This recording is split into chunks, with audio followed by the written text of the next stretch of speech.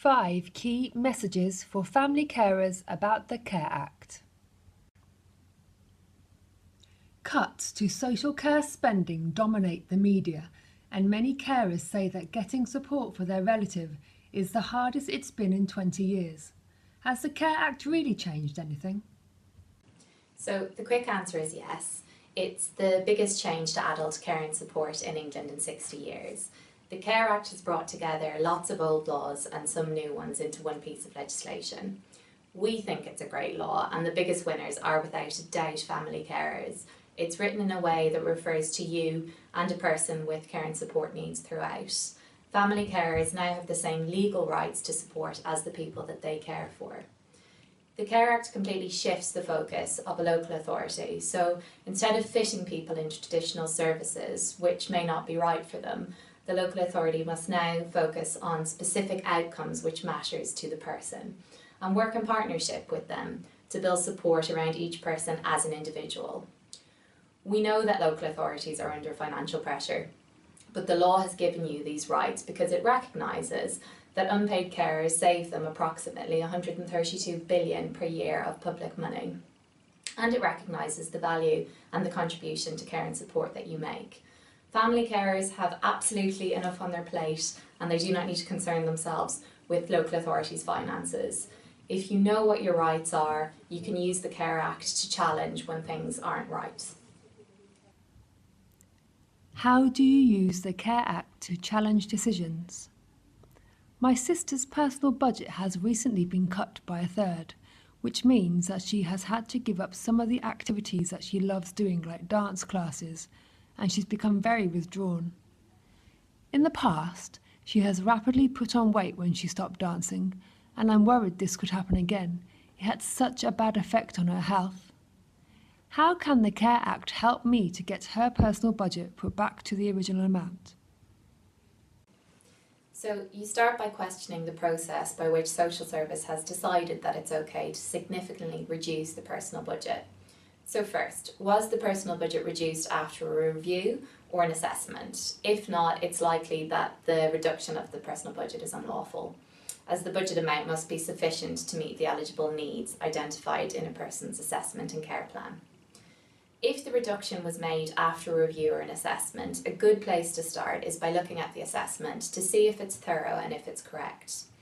The Care Act says that your sister and you as her family carer must be given a copy of the draft assessment to agree before it's signed off and complete. If there's anything you don't agree with, you want to add or maybe you want to change, then you should discuss this with the assessor as soon as possible. An assessment is a very important document and must be thorough and completely accurate. Another way to challenge the decision is by using the well-being principle, which is really the driving force behind the Care Act. It must be the baseline from which all decisions or actions of adult social care are taken. Local authorities have to promote a person's well-being when carrying out any of their care and support functions. Promote is a really positive word because it means to actively encourage. So if we take your sister as an example, it's clear that the decision to cut her budget by a third is having a negative impact on her well-being. As I've said, it's not just about meeting needs anymore and fitting people into services. It's about supporting people to achieve the outcomes which matter to them in their life. I've heard some people say that because well-being has a broad definition in the Care Act, it's a bit wishy-washy, but I totally disagree. The wellbeing principle is intentionally broadly defined, and importantly it starts with the assumption that I'm the person who's best placed to judge my own wellbeing. For your sister, dancing is obviously really important to her wellbeing, and the law says that social services must promote that, so in other words, actively encourage.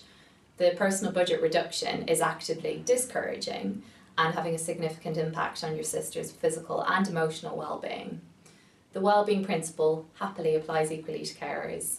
Wellbeing is described as relating to these 9 areas in particular, but this list isn't exhaustive. So it includes personal dignity, including treating a person with respect, physical, mental health and emotional wellbeing, protection from abuse and neglect, control over day-to-day life, including over care and support, and importantly the way that it's provided, participation in work, education, training or recreation, social and economic well-being, domestic, family and personal, suitability of living accommodation, and the person's contribution to society.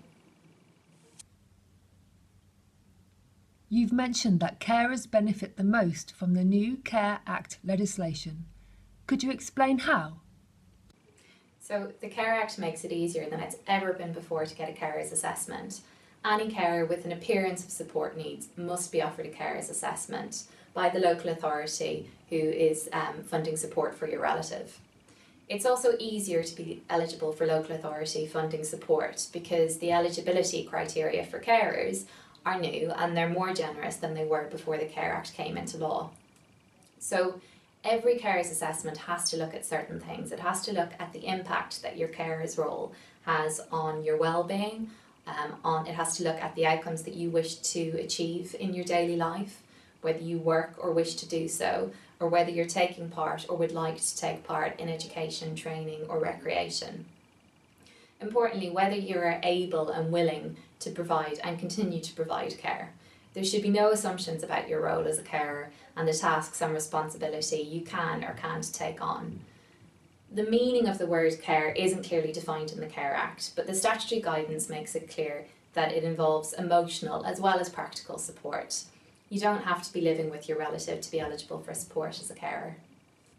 So there are clear duties on local authorities to prevent, reduce and delay needs from worsening. This applies equally to people with care and support needs as it does to carers. This means that by law, local authorities have to act earlier to support carers and not just offer support when people are in crisis. It also supports planning for the future, which we know is very important and helpful and something that many family carers want to do. A carer's assessment should be used as an opportunity for you to tell the local authority what they can do to help your caring role become a bit easier now and in the future. If you are offered a self-assessment, you can refuse that and ask for a face-to-face assessment. We know that you'll get a better outcome from an assessment this way, and the more prepared you are for the assessment, the better. So just to illustrate what I mean about the criteria being easier. So you have needs because you are a carer who provides necessary care. Those needs make it harder for you to do certain things. So there are 8 areas that are defined. This is the eligibility criteria. So it's carrying out any caring responsibilities the carer has for a child, providing care to other persons for whom the carer provides care, maintaining a habitable home environment in the carer's home, whether or not this is also the home of the adult needing care, managing and maintaining nutrition, developing and maintaining family or other personal relationships, engaging in work, training, education or volunteering, making use of necessary facilities or services in the local community, including recreation facilities or services, and engaging in recreational activities. So if you're unable as a carer to just meet one of those 8 areas, and because of this, there's likely to be a significant impact on your well-being, then you have eligible needs. So if you haven't had a carer's assessment since the Care Act has been implemented, please call your local authority to get one. Does the Care Act strengthen mine and my relatives' rights to independent advocacy? I've heard that it's easier for people with learning disabilities and family carers to get an independent advocate now. Is that true? So the Care Act legislates for greater access to advocacy for people and family carers going through Care Act processes. The local authority must offer you or your relative an independent advocate if you have substantial difficulty understanding Care Act processes and you have no appropriate person to support you. So an independent advocate can support you to understand Care Act processes, including assessments, care and support planning, reviews and safeguarding, and they can help to secure your rights and to support you to access support. The involvement of an advocate brings a very different dynamic to a situation. It can help to diffuse tension, it forces local authorities to look at the decision more objectively or from a different perspective, and it can also help you to prioritise the main issues at hand and to find solutions. The local authority will decide if you meet the criteria to get an advocate, and they will fund the advocates. Some people have expressed concerns about the independence of an advocate if they're paid for by the local authority. We know many people who've hugely benefited from the involvement of an independent advocate and successfully challenged local authority decisions. We know that not enough people who meet the criteria are being referred to independent advocacy services, so if you think you are entitled to one, speak up. Can you tell me more about what the Care Act says about personal budgets and direct payments? By default now, everyone should have a personal budget under the Care Act, which is the amount of money that it costs to meet your care and support needs. Individuals and family carers must be given information about how much their personal budget is and how it is being spent. Along with Care and Support Plan, it enables a person to exercise greater choice and take control over how their care and support needs are being met. The local authority must be transparent, which means they must be totally clear about how they've calculated your personal budget, including any financial contribution that they ask you to make. Timing is important, and the local authority must give you an upfront indicative personal budget to help a person to plan how their needs are met. This indicative amount is just that. It's an indication, a suggested amount or a guesstimate if you like. This should then be adjusted to the amount to meet needs, which the Care Act says must be sufficient, i.e. enough, to meet the needs of a person or the family carer. So transparency, timeliness and sufficiency are very important.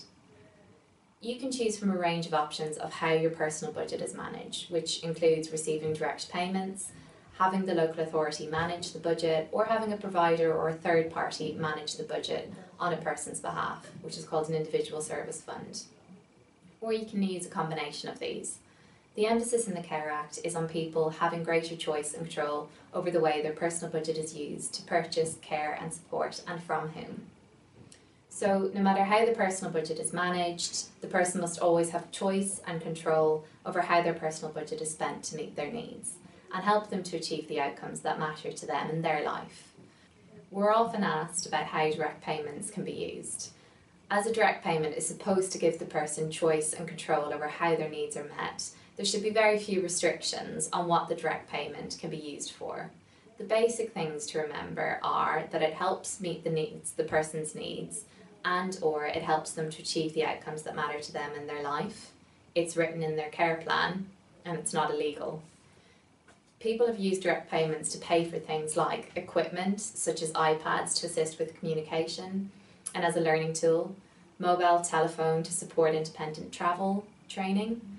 They can, of course, also be used to pay for staffing support, such as personal assistants, etc. If you have any questions about the Care Act, getting the right support, or any other issue, call the Family Care Support Service on 0808 801 0448. We are open Monday to Friday, 8:30 a.m. to 4 p.m.